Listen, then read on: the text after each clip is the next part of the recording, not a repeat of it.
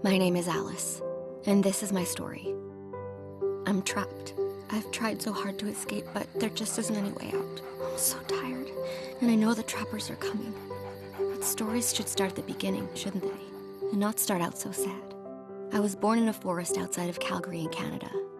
My earliest memories are of my mom tidying the den and my dad coming back with dinner.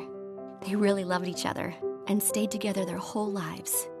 My siblings and I loved to play. We'd roll around in the den, and my mom would get so annoyed with us.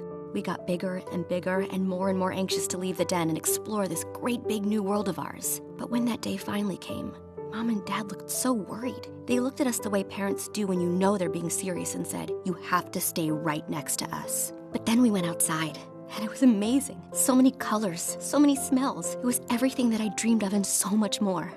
My mom snatched me back and said, "You have to be careful." But why? Everything here's so beautiful. She shook her head. No, not everything. There was a company, she said. They wanted to hurt us, to kill us. I remember thinking, why? Why would someone do that to us? It turns out it was to wear us, to put our fur on jackets for humans. As I grew up, we occasionally heard of friends or relatives who had gotten trapped. One day they were here. The next day, gone. Then one day, my life nearly changed, and then it did change. I was out with my sister looking for food. The air smelled sweet, and the dirt was cool on my feet.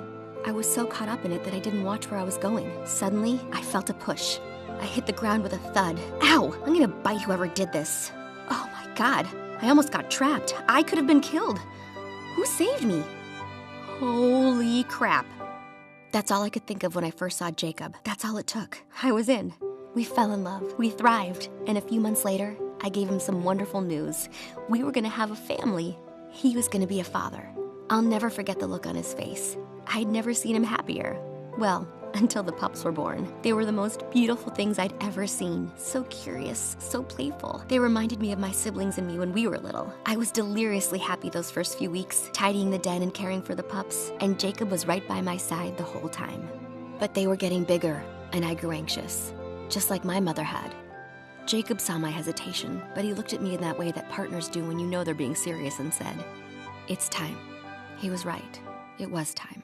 But just one more night. Let them stay here one more night. I'll find us some food. And out I went. As I walked, I imagined what my puppies' lives would be like. What they would do, who they would meet, if they would have pups of their own. I couldn't wait to watch them grow and learn and snap. Oh God, I'm stuck. I can't get free. I tried pulling, twisting. I tore off my own skin with my teeth and tried to chew through my bone. I couldn't escape.